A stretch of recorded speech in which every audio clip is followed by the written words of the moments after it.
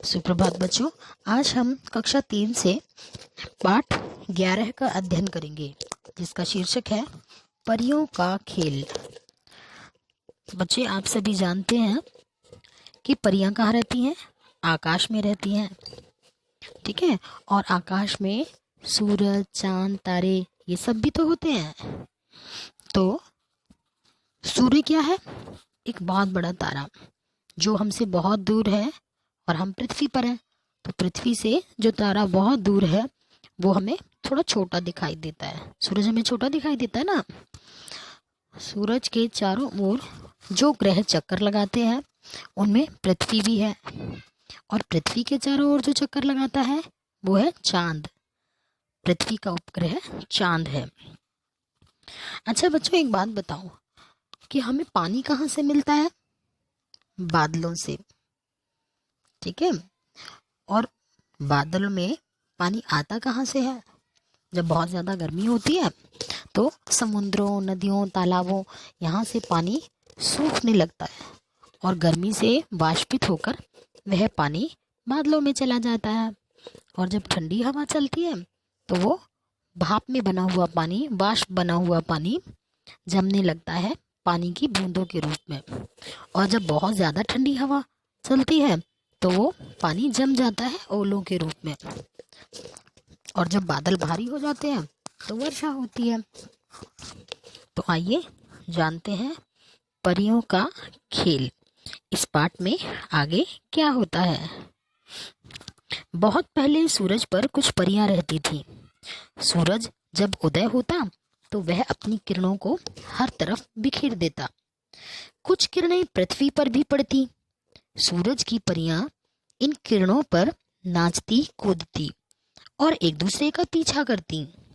वे आपस में लुका छिपी जैसे खेल भी खेलती। परियां सूरज की किरणों पर फिसलती हुई नीचे पृथ्वी पर आती। और एक दिन सूरज की परियां इन खेलों से ऊब गईं। वे कोई नया खेल खेलना चाहती थी, लेकिन क्या? आखिर इस बारे में उन्होंने सूरज से ही पूछने का फैसला किया। सूरज ने कहा, आसमान कितना खाली और सूना है। आप सब आसमान में एक महल क्यों नहीं बनाती? महल आसमान में? परियां हैरानी से कह उठी, मगर हम महल बनाएं किस चीज का? नीचे पृथ्वी पर जाओ और वहां कोई चीज तलाश करो, सूरज ने कहा। अब सूरज ने कहा तो सूरज की परियां सूरज की किरणों पर फिसलकर नीचे पृथ्वी पर आ गई। यह खेल बड़ा ही मजेदार है, एक परी ने कहा। आसमान में महल बनाने में मुझे भी बड़ा मजा आएगा, दूसरी परी ने कहा। लेकिन हम महल बनाएंगी किस चीज का? तीसरी परी ने पूछा। महल बनाने के लिए पृथ्वी पर है क्या? कुछ भी तो नहीं, सिर्फ पथरीली चट्टानें और सूखी रेत, बस। और नमकीन पानी वाला सागर। समुद्र का पानी नमकीन होता है ना। तो उन्होंने क्या कहा कि पृथ्वी पर तो कुछ ऐसा है ही नहीं, हम महल बनाएंगे कैसे? अब अगर आपको आकाश में कुछ बनाने के लिए दिया जाए तो आप कैसे बनाएंगे? क्योंकि कोई ठोस चीज चाहिए और कुछ हल्की चीज भी चाहिए जिससे वो टिक सके। कुछ बनाएंगे तो आप। आओ देखें तो सही, एक अन्य परी ने कहा। क्या पता हम रेत का महल बनाने में सफल हो जाएं, और शायद पानी का भी।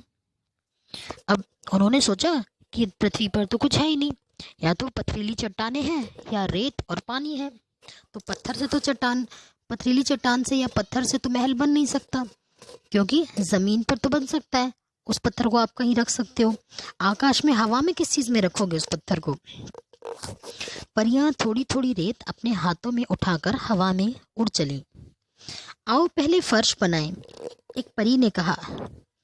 तुम सारी रेत को यहाँ डाल दो। पर रेत को आसमान में टिकी ही नहीं रह सकती थी। सर सारी रेत वापस धरती पर गिर गई। आसमान में जरा सी भी रेत नहीं बची।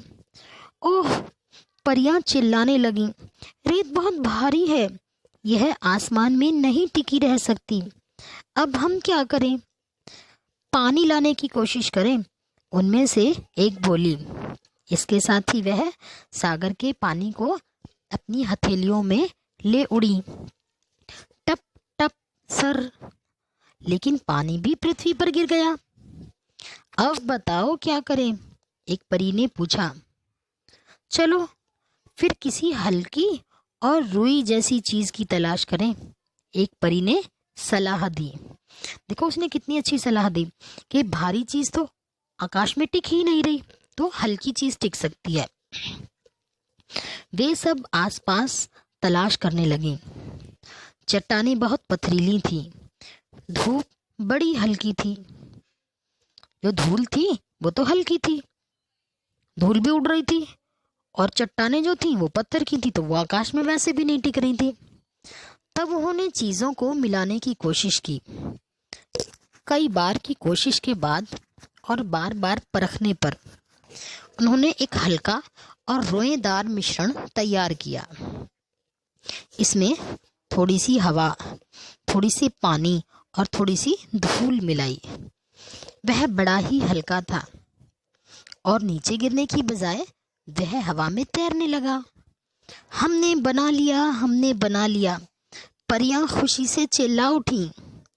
इस प्यारी प्यारी रोएदार चीज के साथ हम अपना महल बनाएंगी। हम इस चीज का नाम क्या रखें? उन्होंने सूरज से पूछा। तुम इसे बादल कह सकती हो, सूरज ने जवाब दिया। सूरज की परियां काम में जुट गईं। वे सारा दिन बादल बनाती रहीं, बादल और बादल। अब आकाश खाली और सूना नहीं था। परियों ने बादलों के महल बनाए, बादलों के पहाड़ बनाए, बादलों के जंगल बनाए, बादलों के बाग बगीचे बनाए। आखिर उन्होंने बादलों का एक पूरा शहर ही बना दिया। तो देखा बच्चों आपने, बादल बनाने के लिए परियों ने कितनी मेहनत की। उन्होंने रेत, पानी, हवा, धूल, इन सारी चीज़ों को आपस में मिला लिया, और तभी जाकर हवा में, आकाश में वो बादल बन पाए। तो बच्चों, हमें कभी भी मेहनत करने से पीछे नहीं हटना चाहिए। वही व्यक्ति सफल होता है जो जीवन में बार बार प्रयास करता है। अगर आप अनेक असफल प्रयास करोगे तो भी आपकी ही जीत है, क्योंकि आपको अनुभव हो जाएगा कि यह काम कैसे होगा। और अगर सफलता प्राप्त कर लेते हैं तो आपकी जीत संभव ही है। धन्यवाद।